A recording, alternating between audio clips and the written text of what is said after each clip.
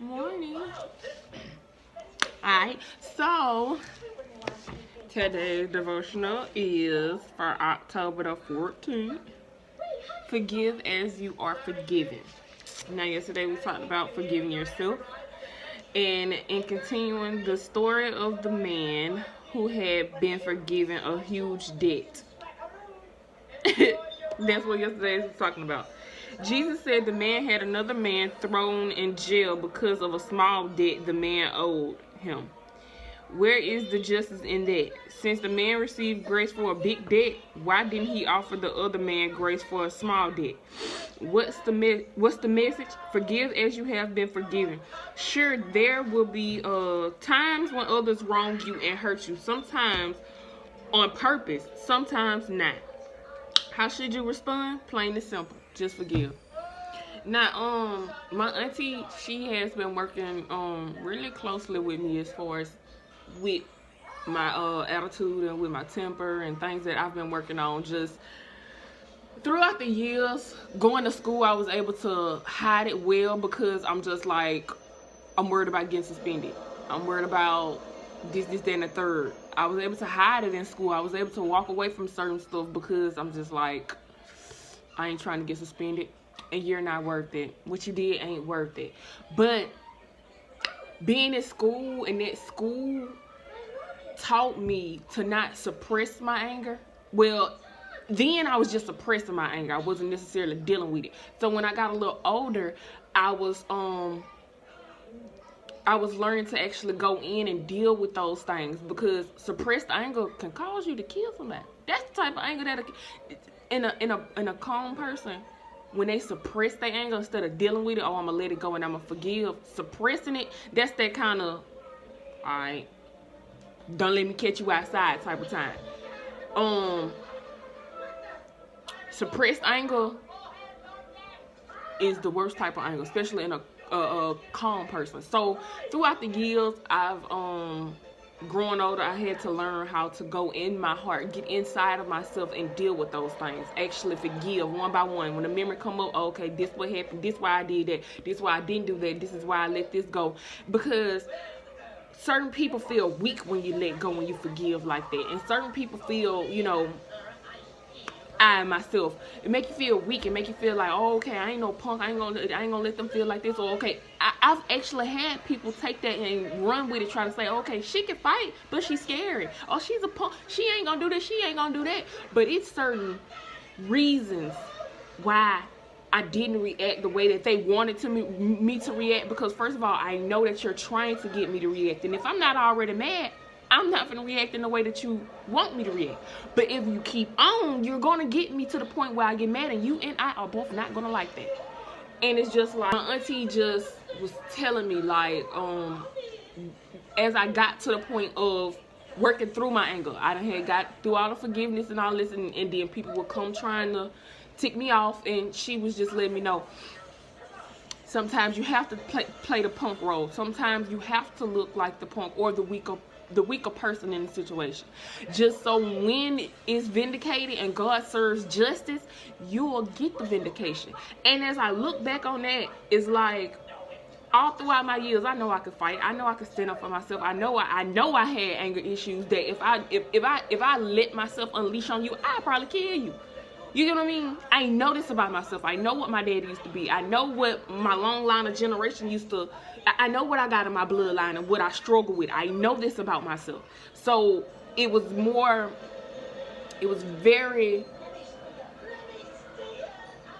detrimental for me to try to control myself. And it's just like, the people that I have popped off at, I wasn't meaning it to, I don't know, be disrespectful. It's just the fact of how much do you think a person can take, and it's just like people keep picking, and sometimes them people don't know that what they're picking at is very sore and is about to explode, because they don't know the depth of what it is that you're trying to not hide or conceal or deal with. So with that, like she was saying, Sometimes you have to take the punk road. You have to forgive. You have to let go. You have to not retaliate. You have to not get revenge. You have to let God get revenge, because vengeance is the Lord and he will repay. It says that in the Bible. So it took me to go back and look at some of the things that I went through and some of the things I didn't react to, but that was the Lord working in me at a young age. At that age, even then, he was working in me, and he was showing me how to, he was showing me how to control myself, because at that time I wasn't reacting, or I was suppressing it, but I wasn't letting it go. You get what I mean? So he even then was getting me victories that I was later going to see when I got older. I was able to go back and take off some of those labels that people put on me. Oh, she's scary, or she's, you know, what they would say, oh, she know how to fight, but she's scared. No, I'm just not finna, you know, I got a mama that fight me, baby. My mama put them things on me. My mama, I didn't get whoopings. When I got older, I didn't really do much when I was younger that she knew about. So when I got older and I was getting out of hand, it was, in my eyes, I didn't think I was doing anything too wrong. And if I had got saved, so I know it was God working within me. And some of the things I was having to fight against to show my mama, or allow God to work within me to teach my mama, just as she was trying to teach me. So we would fight a lot. And it was very weird that she used the belt on me. My mama fought me. So, not blaming her, because if I was her and she was me, I probably would have fought me too. But yeah, it was the fact of allowing myself to go back and take off some of those labels that people put on me. People were saying that I was scary, because those very people who were trying to pick a fight with me or trying to do something to pick me off, I don't have a problem with you. You got the problem with me. So if you want me to beat you up, or if you want me to fight with you, say that. Make that clear. But if you're not pissing me off by the things that you're doing, I'm not finna just, oh my God, I'm mad. No, I'm not gonna get mad. I will laugh at you. Real deal, for real. If I'm not mad, I will laugh at you because I see what you're doing. But I had to take, I know I'm not scared. I know I'm bold. I know I'm tough. I know I'm this, that, and the third. But see, God wanted me to take all of that passion, all of that anger, all of that boldness, all of that stepper, all of that let's go, let's get it type of energy, and do it for his kingdom. Do it for his glory. I'll probably knock your head off. I don't really care what size you is at the end of the day. Don't come for me if I ain't come for you. But God don't want me fighting. Namely because of health issues. It was one fight that I was finna, I was fighting one person and I won. But by that time I finished fighting her, I was over with, like dog dead tired, about to pass out, needed water type of fight. And her cousin wanted to fight too. You might win this one, cause I'm dog dead tired. First of all, don't nobody out here know that I'm struggling with health issues like I always have been. Supposed to get her fighting anyway. But it wasn't that I was scared of her. It's just the fact that you're mad. I beat up your cousin. I'm not finna fight you. I need to get home because I'm tired. Going back to not believe the things that people said about me, and to also allow healing. Also, just let it all go. Because at the end of the day, I would run into her a few times after that, and I wasn't scared of her. I went on that, and I guess she carried this type of, like, yeah, she didn't fight me, and try to hold it like as if I was scared of her. No, not really. But if that's what you want to say, I let you have it, cause I walked with my win, so it's all good. And with me personally, even though that's a petty example, but it was something that when people try to slap labels on you from their perception, if you're not careful, you'll carry that. And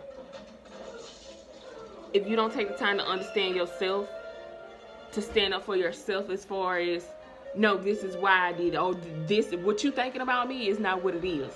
And sometimes you don't always have to prove that. Sometimes it calls for you to just stand up within yourself, to say that about yourself, to understand that about yourself.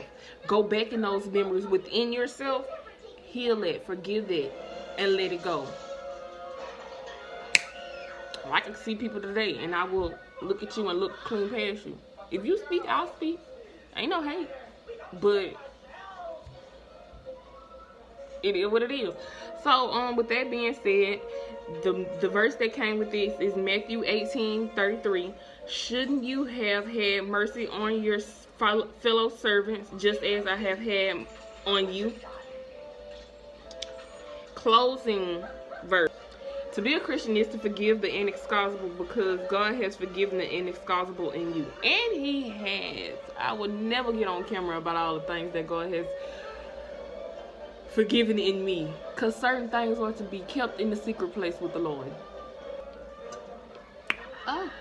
It's just to go within and not be delusional with yourself, because you have people walking around that will push, blame, project things onto you about things that they actually did. And I'm just like, I know what I did. You're not gonna make me take what you done did, and I'm gonna have to pay. No, baby.